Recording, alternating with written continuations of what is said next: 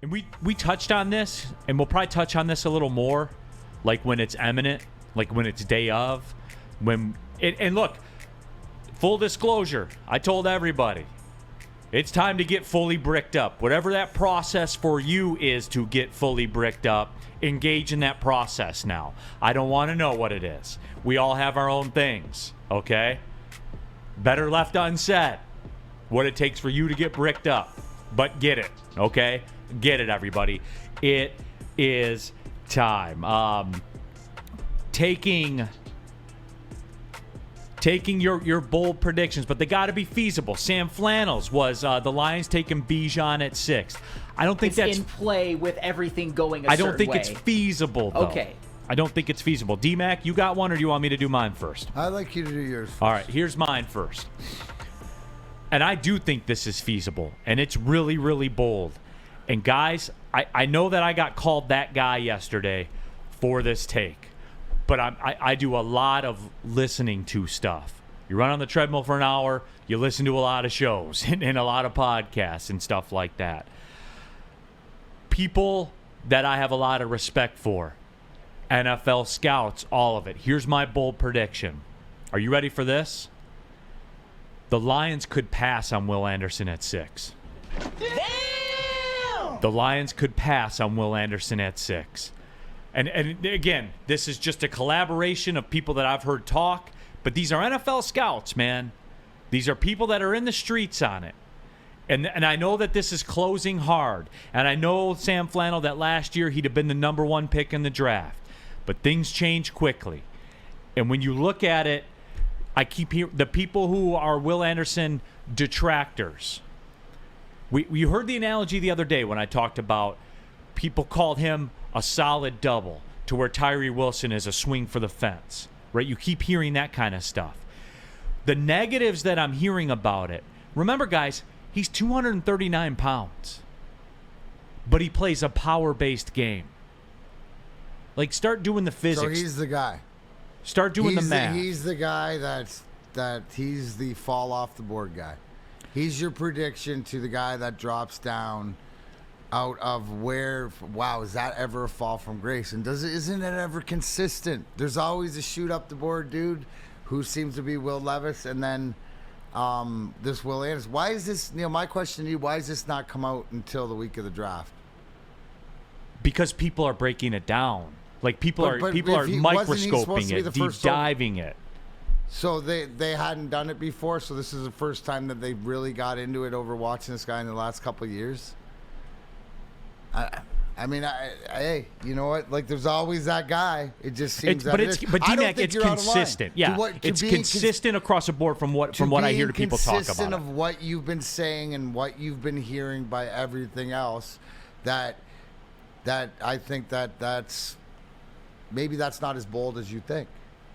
I mean, I still can't wrap my head around the fact that is not bold. See, because what you're telling me right here is that there's more question marks to Will Anderson now than Jalen Carter. Isn't it wild? There are no more questions about Jalen Carter from anybody that talks. And it's like universally accepted that the Lions will not have a chance to take Jalen Carter. Am I reading this right, too? Especially around here where we think that when Brad Holmes said, or Dan Campbell, it's interesting when we heard things and Brad Holmes said, well, it just reiterated what we thought or whatever, and everybody said they're out on him, right? And Terry say that they're out on him. I think that they're in. I think I still believe if one of those two are left there that they're drafting him, but it just amazes me how now it's like Will Anderson's the villain. God forbid that he did something unscrupulous. But the one thing I hear about Will Anderson, too, though, is his character. Unscrupulous character. Yeah, leader, captain. So that's great in college, D-Mac. But, yeah, that's great in college, but it's also great here. No, it is. At the Detroit Lions if he fits into the Dan Campbell, whatever else, mentality. For me, it always comes back to when you're just trying to make a bold prediction and all this stuff like this, I really don't know, right? I mean, because how many times going to any draft do you not know who the first overall pick's going to be? Yeah, and right? This is why we're going to touch on that in a little bit. So in saying that I don't think that's bold. that's as bold as much if that's the way Brad Holmes and Dan Campbell. You're telling me everybody feels this way, but I don't know that they feel that way. Sure, and that's fine. But again, that's why we're doing this right now. We just kind of bold predictions that, again, just from everything that I'm hearing, and CJ Schneider says he's not a power rusher. What? But see here, CJ, here's the thing though. What's the knocks on him? Lean framed, lacks ideal body mass. He's 239 pounds, man. Flannel. Neil's like, yes, that's bold, but he's not in left field, or he's not out to lunch and saying what he just said. Is he? And hold on, Flannel. I do want to get your response to that. But D-Max, see, here's the thing. Let it happen, and look at the reaction of everybody in Fifth Avenue tomorrow, and tell me it's not as bold as you think it is. Jaws will be on the floor in that place tomorrow if they did do that. No, but if it comes down to the other Jalen Carter and they take Carter instead of Anderson, that's not right. But they're not going to get the chance to draft Jalen Carter. But Flannel, yeah, your response to what D-Max said.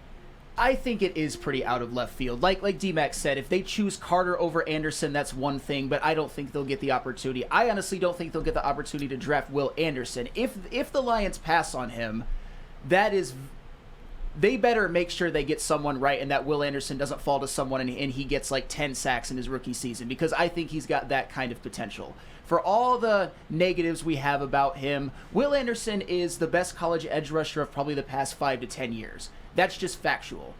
For all the times that he's so-called missed tackles, well, he had over 200 of them, including 58.5 in the opponent's backfield and 34.5 sacking the opposing team's quarterback. Right, but if you want to get to numbers, here's the other knock that I hear the scouts say. Production declined.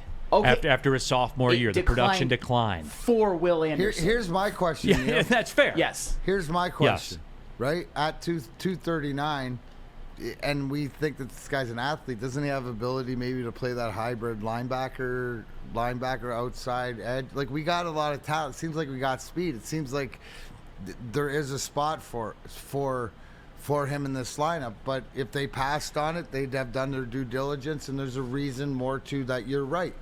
Oh, yeah, and the overriding message to all this is I ride with Brad Holmes. Yeah. All of it. Like, I'll have to fight my instincts off, and I'll have to remember we're all going to be on camera and stuff like that. So I gotta remember to keep it 100. But Flannel, here's the most interesting thing I heard a scout say. And I want to isolate on you, Flannel, and get your response to this. Because Josh says, if you match Anderson with Hutch, Anderson will be great. Here's the deal. You take Anderson. When did Hutch take off? He took off basically when the defense took off. Right, but when did he take off? When they put his hand out of the dirt and stood him up. Sure. If you draft Anderson, Anderson's a stand-up guy, and Hutchinson goes back over the tight end. That's the way that the defense works if he's here. I mean, that's... I'm telling you, this is a scout. This isn't me talking. This was an NFL scout talking about this. You have to adjust your defense accordingly.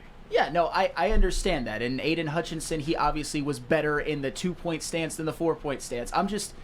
I get that angle of it for sure. I'm just saying that Will Anderson is just so remarkably talented that it is a huge risk to pass on him. I mean, you may be looking at a guy, I think he has the potential to break the rookie sack record. I really do.